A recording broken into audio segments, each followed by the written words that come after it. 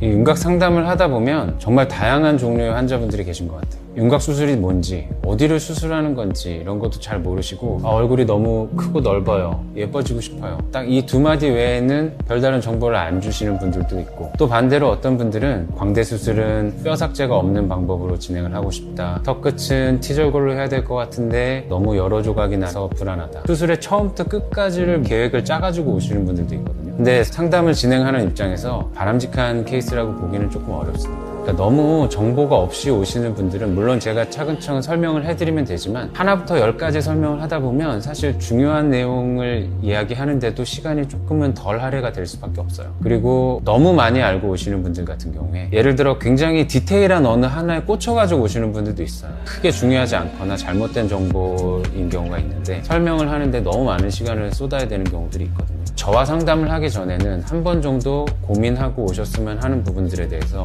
좀 이야기를 하고 싶습니다.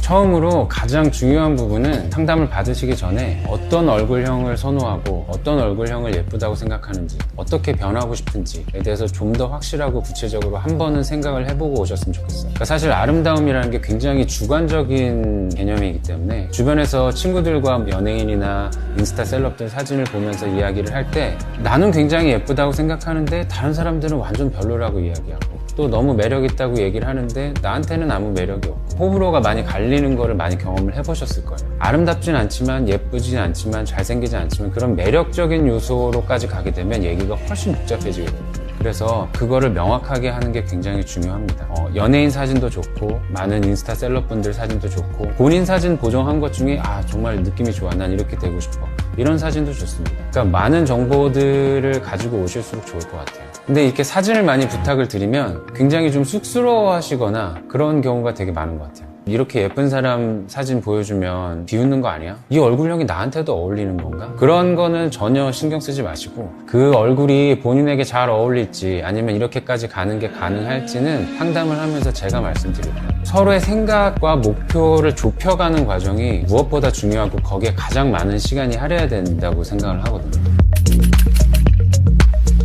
일단은 윤곽수술이 뭔지에 대해서 좀 말씀을 드려야 되는데, 지금 사진에서 보시는 것처럼 얼굴의 외곽선 라인을 세 군데로 나눈다고 생각을 했을 때 첫 번째 부분을 광대 수술로서 조절을 하게 되고, 두 번째 부분은 사각턱 수술로서 조절을 하게 됩니다. 그다음 마지막으로 턱끝 부분도 턱끝 수술을 통해서 조정하게 되죠. 이렇게 광대, 사각턱, 턱끝 이 세 부분을 소위 말하는 윤곽 3종이라고 이야기를 하는 거예요.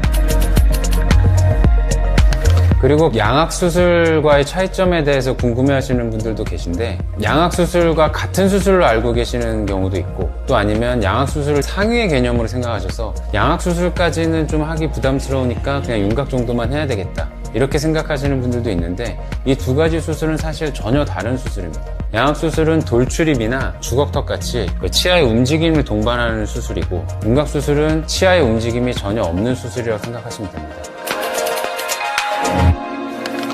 윤곽수술에 대해서 많이 공부해 보시거나 이제 상담을 해보시면 가장 많이 듣게 되는 용어가 신경선과 핀고정, 이 두 가지를 들을 수 있을 것 같습니다.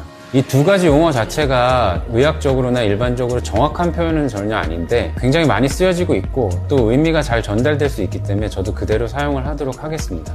신경선 같은 경우에는 이 앞쪽에도 구멍들이 존재하고 안쪽을 봐도 구멍이 존재를 하게 됩니다. 뇌에서 신경이 나와서 뼈 속에 있는 신경이 지나가는 터널을 우리가 신경선이라고 이야기를 하는데, 이 신경선을 넘어서 우리가 뼈를 잘라내게 되면 신경선이 손상을 받아서 치아나 입술 쪽의 감각이 사라질 수 있습니다. 그렇기 때문에 이 신경선을 넘어서 뼈를 잘라내면 안 되게 되고요. 이 신경선 자체가 우리가 수술을 하게 되는 그 한계점을 명확하게 해주는 개념이라고 생각하시면 좋을 것 같습니다. 핀 고정 같은 경우에는 티타늄으로 만든 스크류와 플레이트를 사용해서 뼈 조각을 고정을 해주는 방법을 핀 고정이라고 이야기를 하게 되죠. 이 티타늄 스크류와 플레이트 같은 경우에는 자성을 띠지 않기 때문에 공황 검색대에서 걸리거나 MRI 찍을 때 문제를 일으키거나 하지 않기 때문에 전혀 문제가 없습니다.